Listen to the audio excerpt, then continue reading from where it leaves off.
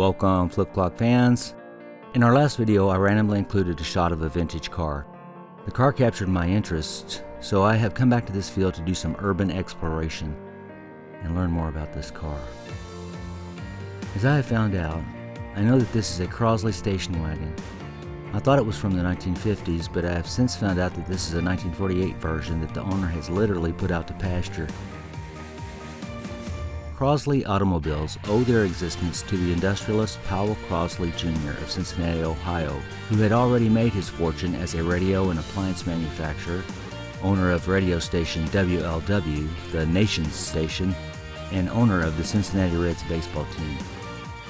Crosley increased his fortune in the 1920s and 1930s by developing, manufacturing, selling inexpensive radios using the slogan, "Better cost less," including the now famous collectible models such as the Harco, the Crosley Pup, and the Romeo, a radio designed to be taken along in your car.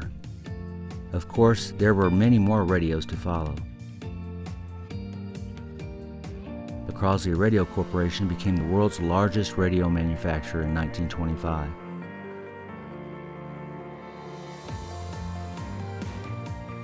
Crosley Broadcasting Corporation began to develop broadcasting nationwide to encourage the sale of radios, and on April 17, 1934, Crosley's WLW, the nation's station, began broadcasting with an unprecedented 500 kilowatts of power, the largest in the world.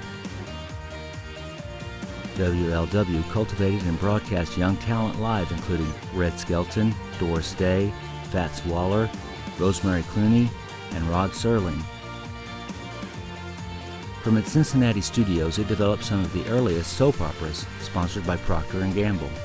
The 500 kilowatt experiment at WLW ended in 1939, when complaints were submitted to the Federal Communications Commission from other 50 kilowatt clear channel stations around the U.S. and Canada.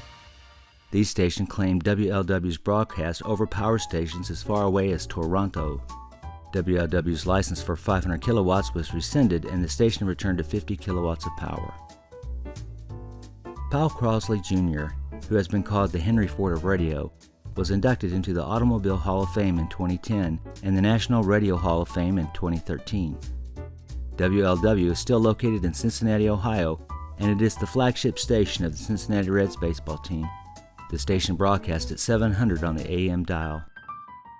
Crosley's company also introduced new consumer products and home appliances in the 1930s, including the Shelvador, a refrigerator that had shelves in the doors, and other product innovations.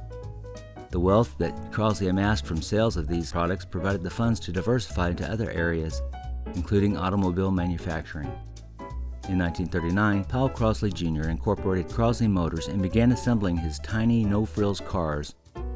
Crosley Motors Incorporated had its main office and engineering facility in Cincinnati, Ohio, with assembly plants in Richmond, Indiana from 1939 to 1942, and Marion, Indiana from 1946 to 1952. Part of Crosley's plan was to sell his microcars in department stores that also sold his radios and refrigerators. The design made the car narrow enough, 48 inches in width, to be moved through a standard commercial store door, and small enough to be worked on in back rooms. Indeed, most of the car's sales came from Crosley appliance stores. Cars were manufactured from 1939 to 1952, with a pause from 1942 to 1946 due to World War II. Crosley Motors ceased production in July 1952.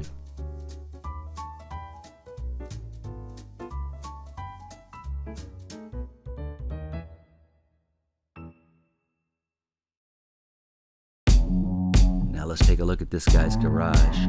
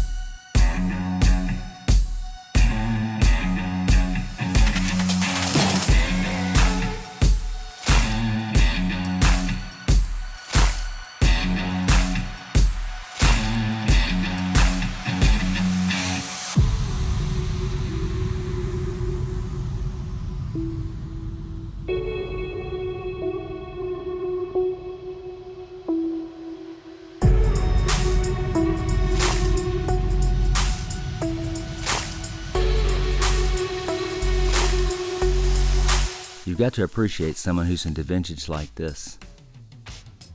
I wonder if he likes flip clocks. But you know, everything doesn't have to be about flip clocks. Oh, God.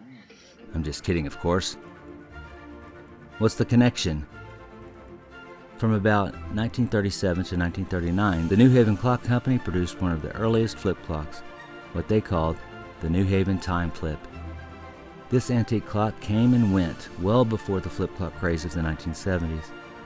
But it was such a cool, newfangled innovation, I can't help but believe Powell Crosley wouldn't have one of these in his office.